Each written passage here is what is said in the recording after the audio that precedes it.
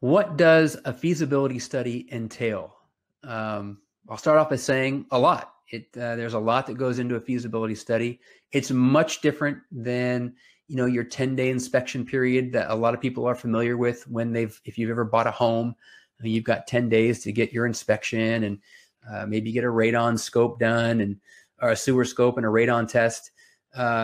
But the feasibility that goes into a land development deal it's more complex and it's longer. It's not impossible in terms of complexity, but it is more involved. Cody, if you have anything to add to that. Yeah, I would say the feasibility on our raw land deals, not even in any way, shape, or form comparable to what people are used to on home inspection periods. They're night and day. And that's why they're 90 days long.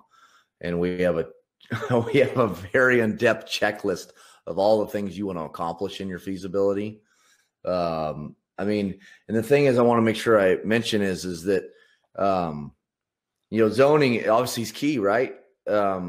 But there's so many more things that go into knowing if a piece is developable than just the zoning. And, from utilities and overlays and the topography and the transportation system. And it's a detailed process, which is all in the course. But in the feasibility, what we try to do is hit all these points. We put together a layout for the subdivision. We do a pre-app with the city. We come back. If we like what we hear or didn't hear, then we make decisions from there. We do cost estimating. We do phase 1 environmental studies. We do traffic analysis, survey boundaries. I can just go on and on and on of all the things we get done in a feasibility study. And now we know it in our sleep, right? But yes, there's a ton of detail in a feasibility study.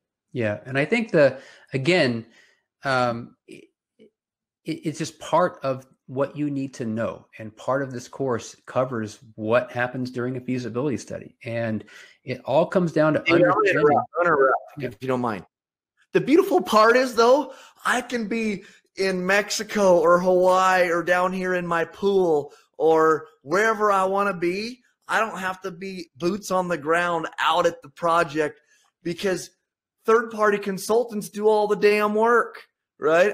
Sure, I got to oversee it and ultimately make the decision, but it's my lifestyle, my freedom, my flexibility is a priceless benefit to the lifestyle I've built for myself. And this industry has allowed me to do that, okay? If I was a doctor or a dentist or whoever else, if I'm not working, I'm not making money, right? Well, if I was to add up the amount of hours I work versus what I make, I might be somewhat flattered by how much I make per hour, right?